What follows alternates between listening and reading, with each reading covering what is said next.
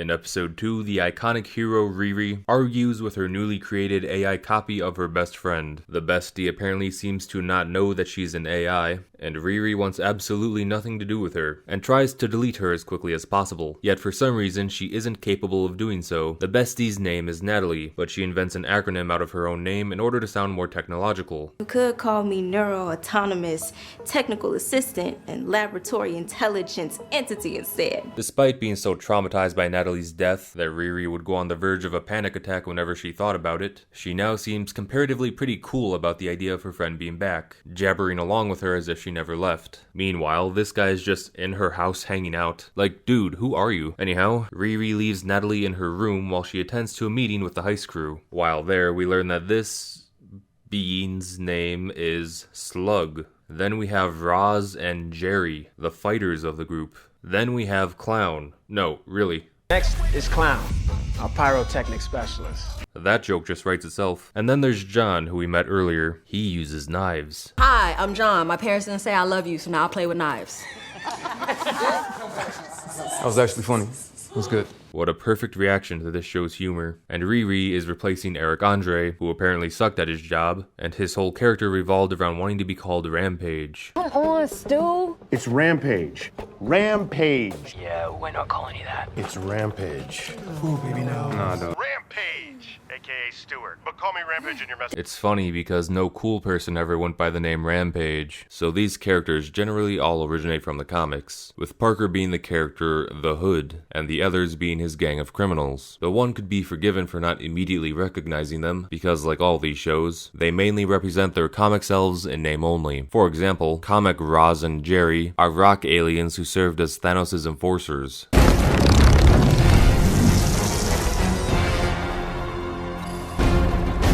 Then there's the blood siblings, Roz and Jerry. Maybe it's just me, but what the show did seems like a catastrophic downgrade. In another world, we could have had Iron Man confronting these massive space aliens in an epic showdown, but instead Iron Man is dead, and these aliens have been converted into 4-foot-tall liberals. Why does Marvel hate comic fans so much? They want to disrupt a demo run that a tunnel company is conducting. Why? I don't know. Apparently the owner of the company is bad, I guess. You mean Sheila, I don't care if my tunnels destroy entire communities if it makes me rich, Zarate? You're right, screw her. This whole meeting is a bunch of barnacles, because what they are trying to do and why is incredibly unclear. Hey, Rose and John will clear the control room so Slug can do their thing.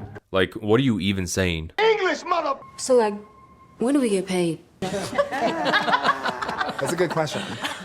How about we stay focused on the job?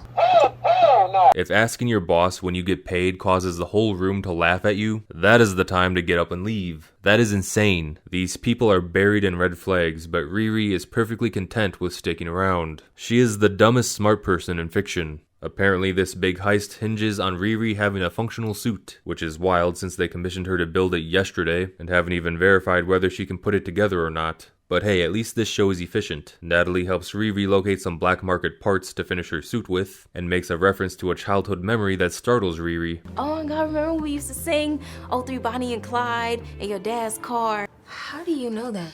Did you forget the part where you used your own brain to create this thing? That includes your childhood memories that you share with her. Aren't you supposed to be the smart one? Why don't you know this? Then Riri manages to drag her iron suit through the Chicago public transport system without anyone bothering her or trying to take it. That is the most unbelievable thing this show has done so far. She even steals from someone herself while she's in there. She finds the black market guy, whose name is Joe. His entire character revolves around being a pushover. She blackmails the guy into giving her his stuff, so they go on a road trip to go get it, while crying and singing along the way.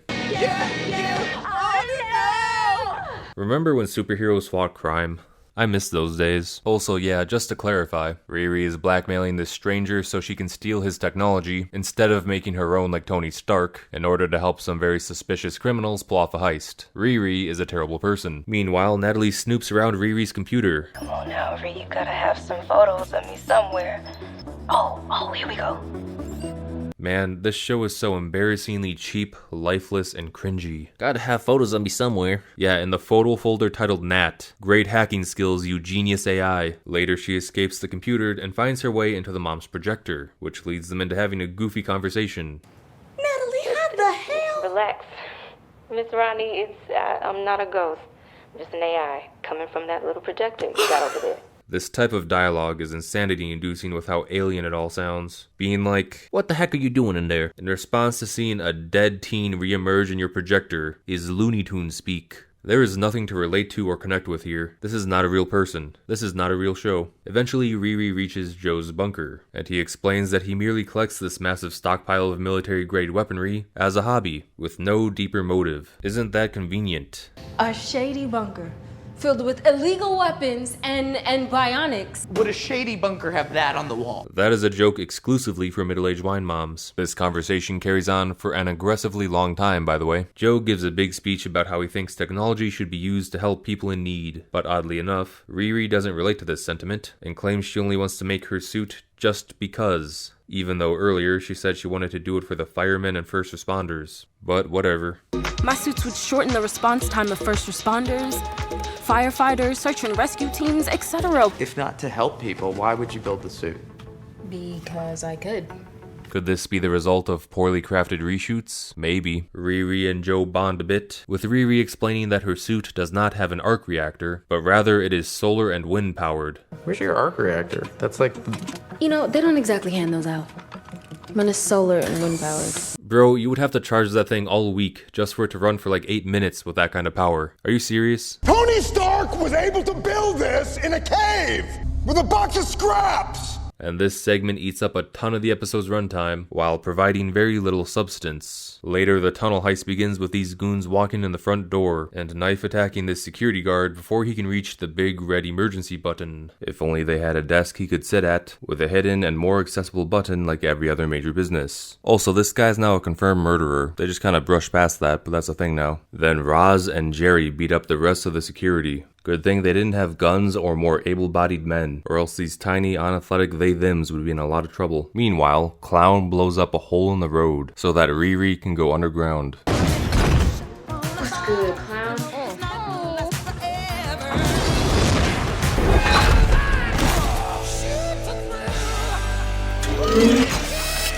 There's an extended action sequence, and man, this show is so stupid.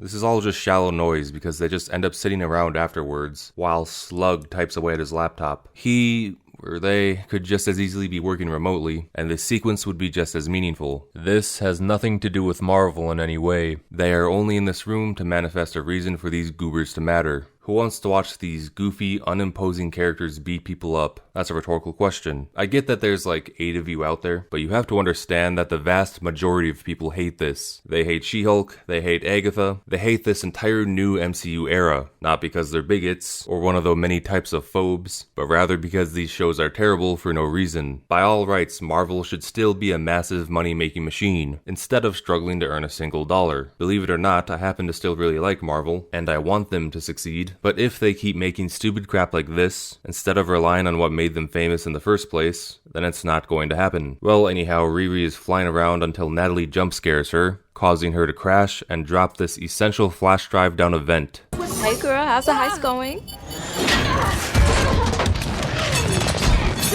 The drive! Yeah, I guess she was just holding that in her hand, instead of just storing it in some safe compartment. But it's fine because they're able to improvise a new plan, and it works, I guess. Again, it's not entirely clear what they're trying to do here, so the metric of success is mainly gauged by how happy these characters seem. Then Gamwise Samji teleports into the CEO's car, and demands a lot of money and control over her company. She goes along with it, and that's it. Heist over. Riri and Natalie celebrate at the scene of the crime, until a rogue security guard draws his gun on them. This causes Natalie to glitch out and freeze up in fear, leaving Riri helpless as she apparently can't close her helmet or even move without Natalie's assistance. So why is she even in the armor if it's this autonomous? Who knows? Riri and the guard both escalate the situation by screaming until Parker spawns in to shoot him, and now all of a sudden Riri can move again. Later the crew has a party, and they discuss how unusual Parker is. After that, Riri has the same conversation with Natalie, but Riri states that she doesn't really care if Parker is unusual, because this world is full of all kinds of weird people, which,